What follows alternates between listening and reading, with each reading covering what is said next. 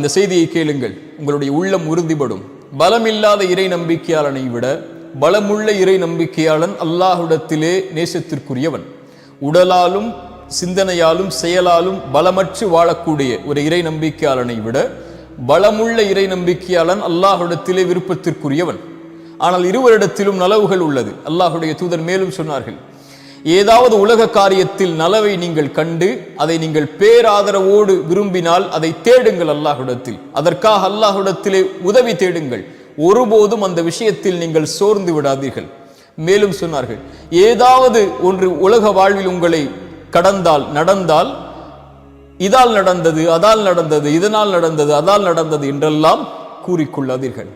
ஏதாவது உலக வாழ்வில் நடந்து விட்டால் அல்லாஹ்வுடைய தூதருடைய இந்த மந்திர சொல்லை மனதில் வையுங்கள். ஏதாவது உங்களுடைய வாழ்வில் நடந்தால் சொல்லுங்கள், கத்தர் அல்லாஹு வமா ஷாஅ ஃபஅல், அல்லாஹ்வுடைய நாட்டத்தை கொண்டு மட்டும்தான் நடந்திருக்கிறது என்று, அல்லாஹ் நாடியது நடந்திருக்கிறது என்று. ஒருபோதும் உங்களுடைய சிந்தனையில் ஷைத்தான் இந்த வாசலை திறப்பதற்கு நீங்கள் காரணமாகி விடாதீர்கள் என்று அல்லாஹ்வுடைய தூதர் ஸல்லல்லாஹு அலைஹி வஸல்லம் அவர்கள் சொன்னார்கள். இந்த ஹதீஸை எப்படி இந்த நேரத்தில் விவரிப்பது? சுருக்கமாக சொல்கிறேன்.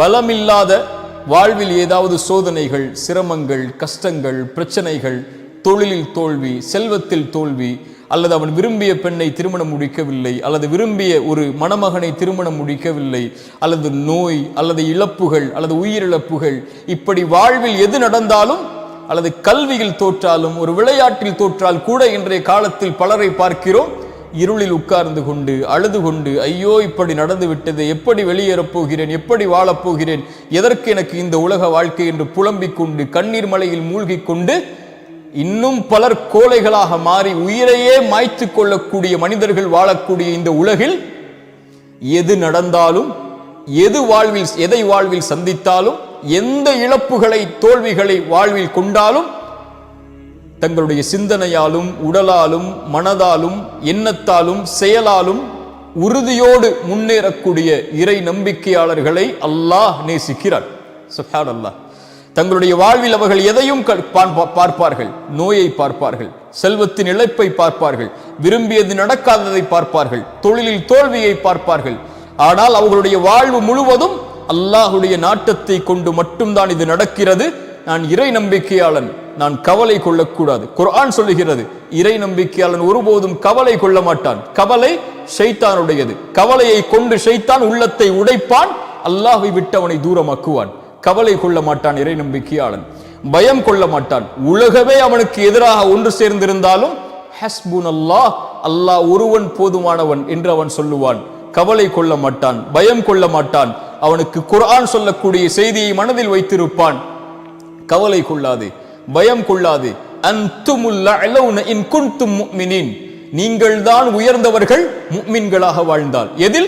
எதிலும், இந்த உலக காரியத்திலும் தொழிலிலா நீங்கள் தான் உயர்ந்தவர்கள். இறை நம்பிக்கையாளராக இருந்து அல்லாஹ் அனுமதித்த வழியில் உங்களுடைய செல்வத்தை சேகரிப்பதற்கு நீங்கள் முன்னேறினால் இந்த உலகத்தில் இருக்கக்கூடிய எல்லோர்களையும் செல்வத்திலும் நீங்கள் முந்தலாம். உங்களுடைய முயற்சியை நீங்கள் அதில் வைத்திருந்தால், முஃமின்களாக வாழ்ந்தால். விளையாட்டிலா, தொழிலிலா, கல்வியிலா, அல்லது இந்த உலகத்துடைய எந்த காரியத்திலும் அடுக்கிக் கொண்டே போகுங்கள். நீங்கள் முன்னால் வந்தால்தான் நீங்கள் இறை நம்பிக்கையாளர்கள். ஏன்? நீங்கள் உறுதியோடு அல்லாஹ்வுடைய நம்பிக்கையை உள்ளத்தில் வைத்திருப்பவர்கள். எல்லோர்களை விடவும் நீங்கள் மேன்மையானவர்கள்.